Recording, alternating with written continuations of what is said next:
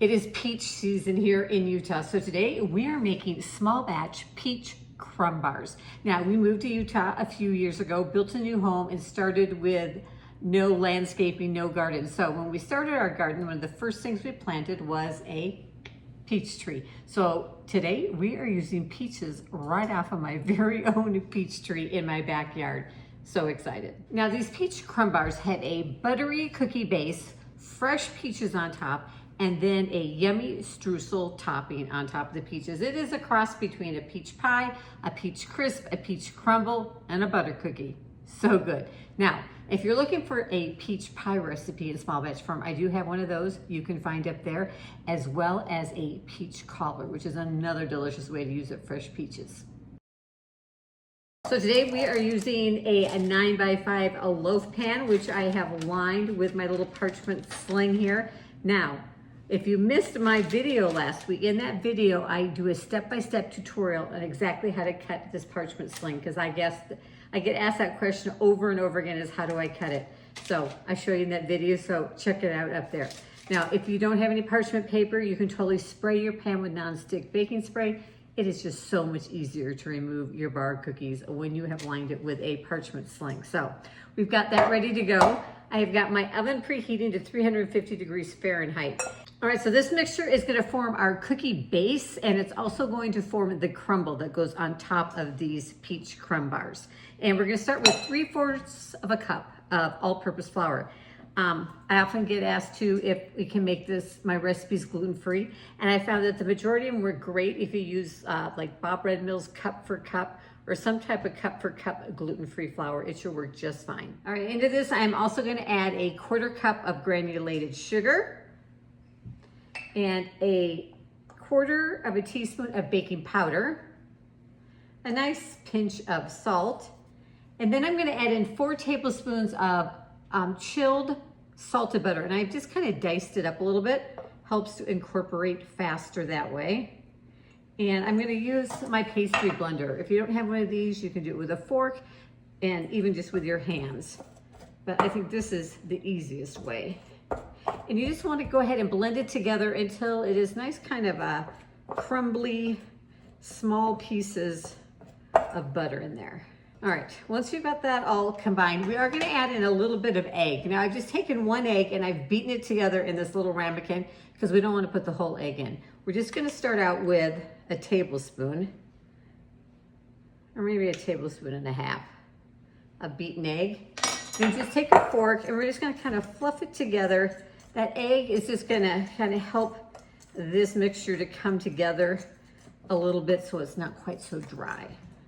You don't want it too wet though, because you still want it to be crumbly so that we can use it for a streusel topping, but we just want it to come together a little bit more when we push it into the bottom of the pan. I think maybe just a bit more. Well, that's just gonna kind of depend on the moisture in your air, the heat of your house, things like that. So you can kind of see, if you just put your hands in it, it'll start to come together, but yet it'll still be crumbly.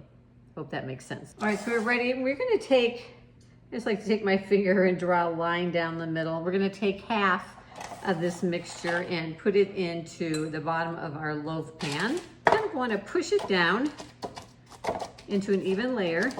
And then we are gonna bake this in our 350 degree Fahrenheit oven for 15 minutes. We want this just to kind of par bake almost and just barely start to turn a little golden brown around the corners, because then we're gonna put the peaches on and the streusel top and bake it some more.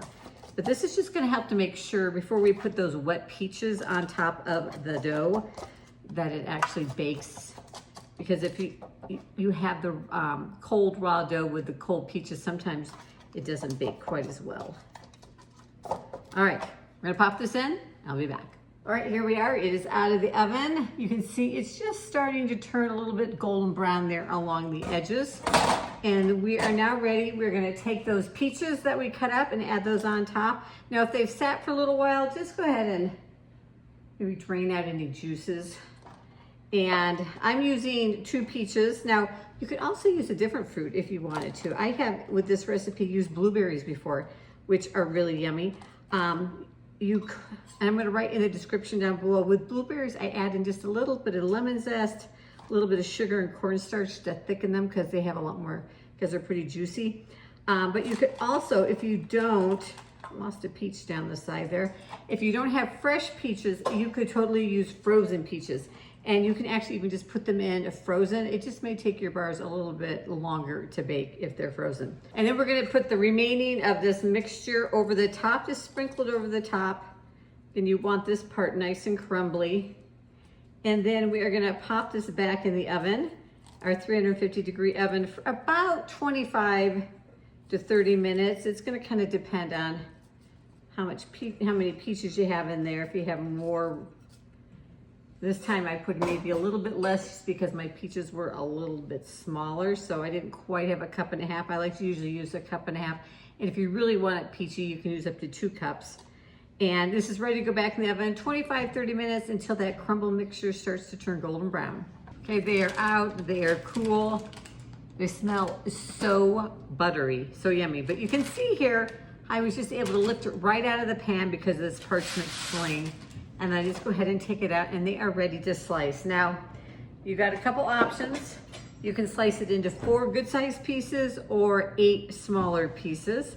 But I want to show you how yummy. And I like to not let them cool off all the way because I think they're so good warm. But you've got that yummy cookie layer on the bottom, peaches and streusel topping on top. They are so good. A perfect way to use up some of those fresh peaches that are in season. Or if you don't have fresh, remember, you can always use frozen. Thanks for joining me here in the kitchen today. Now, if there is a recipe in small batch form you would like to see here on Small Batch Big Taste, leave me a comment down below and I'll work on it. And I'll see you in the next video.